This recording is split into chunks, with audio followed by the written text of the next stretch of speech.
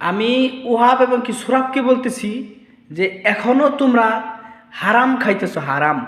ঠিক আছে, হারাম খাইতেছো এই কারণেই, একটা হুজুর কিবা একটা ভালো, তোমরা যারা বিশ্বাস করো, যদি কোরআনকে বিশ্বাস করে থাকো, তোমরা জিজ্ঞাসা করবা একটা হুজুরের কাছে যায় যে আমার বাবার হক আমরা তো আত্মসাৎ করে সব কিছু নিয়ে গেছি গে, ঠিক আছে, তাহলে এই সম্পদের যারা হকদারি, যারা হকের মালিক, হ্যাঁ, তাদেরকে তো আমরা সমস্ত সম্পদ কিবা ভালোভাবে তাদেরকে বুঝিয়ে দিই নাই, তাদের মনে থেকে আমরা দোয়া নিই নাই, কিবা তাদের হকটা তো আমরা ভালো করে বুঝিয়ে দিই নাই।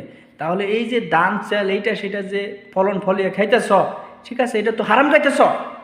এটা মানুষের হক, এটা আমার হক, আমার সন্তানের হক, খাইতেছ।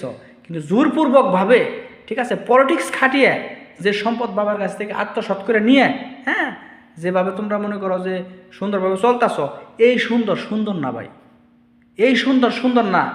আজকে তুমি রক্তের মানুষের সাথে যে সিটারি বাটপারি করছ, ঠিক আছে, তোমার নামের সম্পদ তুমি ওহাব বাবার কাছ থেকে ক্রিমিনালি করে সমস্ত সম্পদ তোমার নামে লেখে, এই সম্পদ আবার তোমার তোমার ছেলের নামে দিলে, ঠিক আছে, তোমার স্বার্থের জন্য তুমি সব কিছু করে গেলা। আমি তো স্বার্থের চিন্তা করি না, আমি চাইছিলাম আমার হকটুকু যেন আমি প্রাপ্যভাবে পাই, কিন্তু সেই হকটুকু আমাকে তোমরা দিলা না। কিন্তু তোমরা রটনা উঠাইছো বাবার কাছে যে এই সম্পদ কিনে বেঁচে খাইবো, এই করব সেই করব, নানান কিছু তোমরা মনে করো যে এগুলা মানুষের কাছে কিংবা বাবার কাছে বইলে আমাকে দোষী বানিয়ে এই সম্পদ তোমাদের নামে লিখে নিছ। তোমরা সফল হইছ, ঠিক আছে, কিন্তু তোমরা এই সুন্দর পৃথিবীতে কিছুদিনের জন্য সফল, কিন্তু কাল হাসরের ময়দানে এই চালাকির জবাব ওহাব এবং কি সোরাব তোমাদের দিতে হবে, ঠিক আছে, দিতে হবে। কারণ রাখে আল্লাহ মারে কে, আল্লাহ তালা কখনো মানুষকে খানা কিংবা এই রিজিকের নষ্ট করে না, এই বঞ্চিত করে না। আল্লাহ তালা মানুষের জন্ম হওয়ার আগে তার রিজিক আল্লাহ তালা পৃথিবীতে পাঠাইছে, এটা তোমরা সবসময় মনে রেখো। তুমি নয় আজকে 2 বেলা 3 বেলা খাইবে, আমি নয় আজকে আমার ছেলের সন্তান নিয়ে, আমি আমার সন্তানদের নিয়ে আমি 2 বেলা খাবো, এইটুকুই পার্থক্য, তার বেশি পার্থক্য না।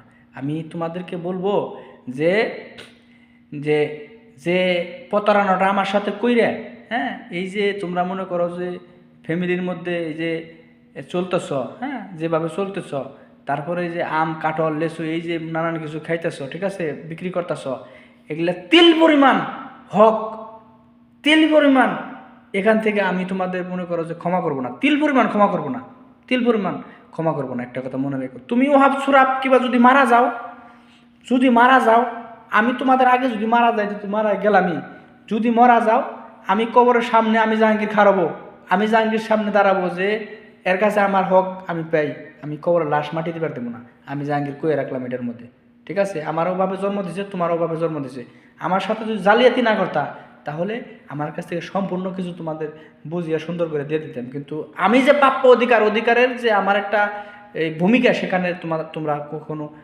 রাখো নাই। এর জন্য এই কথাগুলো আমি পাবলিকের মধ্যে জানিয়ে দিতেছি, কিংবা পাবলিককে জানানোর জন্য এই ভিডিওগুলো আমি পাবলিক করতেছি। আমার দেশবাসীর কাছে আমি বলবো একটা কথাই, আমার সাতকুড়া, বঙ্কুরি, সাদুল্লাপুর কিংবা মজিদচালা, আমতল, বাঘবেরচালা, এই পাইকপাড়া, মেদি, যত মানুষ আছেন, হ্যাঁ, সকলে আমার ভিডিওগুলো আপনারা ক্ষমা দৃষ্টিতে, আমার কথা যদি ভুল হয় ক্ষমা দৃষ্টিতে দেখবেন, আর আমার এই ভিডিওগুলো আপনারা সকলেই আপনারা শেয়ার করবেন।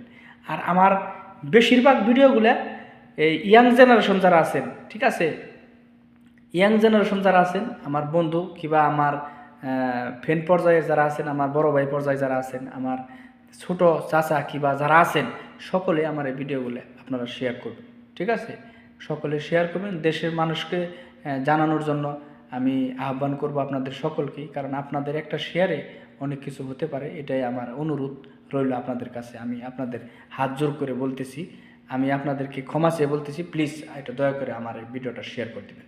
সকল ভালো থাকবেন, আসসালামু আলাইকুম।